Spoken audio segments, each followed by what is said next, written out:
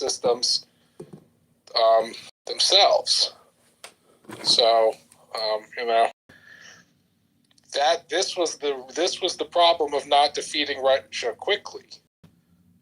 Now they are compensating for their, kind of the problems that they had at the beginning of the war. Now, 2 years later, they're starting to work through them. Final part is spies. They're spies. We definitely underestimated their espionage capabilities. We now have a Russian spy in the speaker's chair, delaying military aid to Ukraine. He is not a Russian asset. He's just a Republican. Shut up, Marshall. He's a goddamn Russian spy, and for you not to understand that means that you are a godforsaken fool. Spy is silly. He is a Russian fucking spy. He's paid off by the Russians. He's doing the Russian bidding. Mike, if you have don't whitewash this criminal, you insane moron. I have a feeling you cannot Shut up. He's a fucking spy, and it will come out over time. No, all of his actions prove this. Dude. You don't know what you're talking about. Oh, you don't know what the fuck you're talking about, Marshall. He's a fucking Russian spy. All of his actions demonstrate that he is.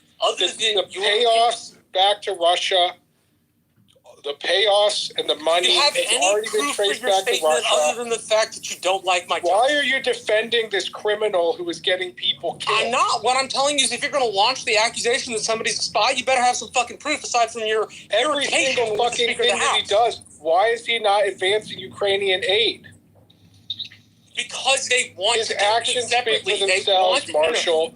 For people like you to be so delusional that you can't see it, this is what is wrong with the whole situation. I'm not going to sit here and listen to you. You're an idiot. A separate vote on Goodbye. Yeah, dude, I'm not sure you know what they're talking about. I'd want to also reply to that. Was he talking about Johnson? Sorry, Lord. I'm sorry, but was he? Yeah, he was talking about the Speaker of the House, calling him a Russian spy, with absolutely no proof that he's a Russian spy, aside from the fact that Mike doesn't fucking like the guy.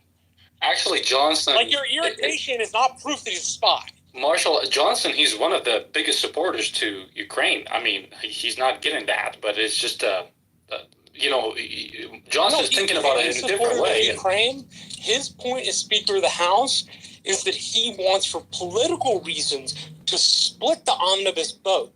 The vote contains border funding, it contains funding for Ukraine and Israel. It also deals with enforcing Ukraine. All of that stuff, the Speaker of the House, because the caucus has wanted this, wants to separate them. So not a bill with 4 items, 4 separate bills with 1 item apiece. Now, Mike, you may not like that, but that's a completely legitimate legislative move. So it is within bounds, like it's gone out of style. So what I will say is, everybody talks about how Marjorie Taylor Greene and Tucker Carlson and Mike Johnson is on the payroll. I mean, there is no evidence of that. I would say the KGB or the intelligence agencies co-opting somebody is not out of practice, but right now there's no evidence of that. So I think making those allegations is unfounded. But what I will say is the amount of legislative delays, which Speaker Johnson is responsible for, is absolutely in Russian interest and is absolutely something that supports the interest of Vladimir Putin. But they just disagree with the way that the Democrats are doing it. They don't want to delay the help to Ukraine, but they believe that help going for no reason, it's not helping. That's what they believe.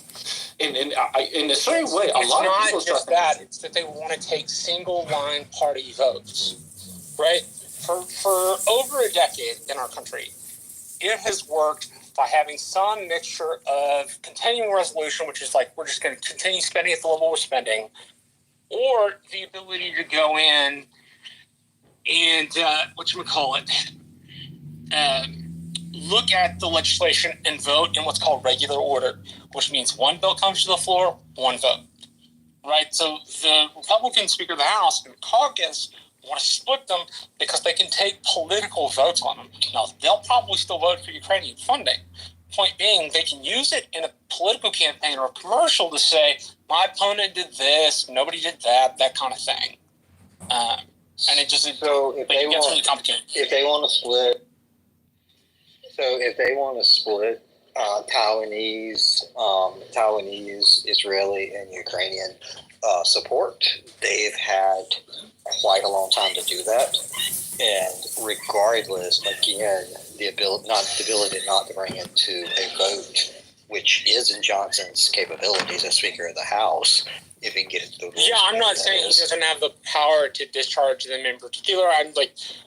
I'm only making clear that the caucus's objection, not his personal objection, is the way that it's put together, right? But the other stuff, I definitely agree with you on. Which is super fine. He's the Speaker of the House. He runs the House.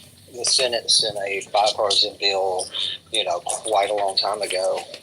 He has to be one of, it is on him to create a response from the House to the Senate, and the longer he delays and dithers and not bringing in a response is certainly in Vladimir Putin's interest, and that's on him. That I don't disagree with you as an incidental thing to what you're doing, right? Like, they want to do this thing, but as a result of doing this thing, this is what's going to happen. And the thing the thing you claim they want to do could have been done a month ago. Like, if they wanted a bill that just dealt with Israeli, if I'm giving more than just the simple rationale, what I'm going to say is the Republicans don't have their shit together, right? Like, they say we say we're for regular order, yet we don't put things in regular order when we have the option.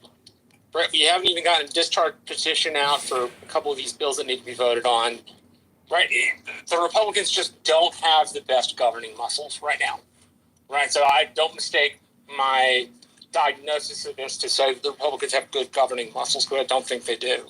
So I think for such a long time we said no, that it's strengthened the negative muscles in politics and campaigning instead of let's figure out how to solve these problems. It's like, how can I tell you to go fuck yourself? So with that, what I would say is, when you look at Marjorie Taylor Greene, when you look at kind of the hardcore anti-Ukraine support in Ukraine or against Ukraine, it is hard not to at least think there's at least a possibility, though there's an absence of proof right now, that does have some sort of direct Russian influence. Now, does that mean to get emotional and scream about it? No, but I think that is certainly a possibility. Brent, the people a lot of people in the United States didn't really, they still to this moment, they really don't like the money that's going to the Ukrainians. And I'm not saying I'm with them or against them. There's just people don't understand how war goes, and they are not letting the decision be made by generals and people that actually fought in the war. But my point is, Johnson, when he's doing that. So can we just talk about that one point? A lot of people don't like it. So last general polling I saw on it is essentially a 60-40 issue. A lot of people, it's still 40% of the country. That is literally millions and millions of Americans. But to say that this doesn't have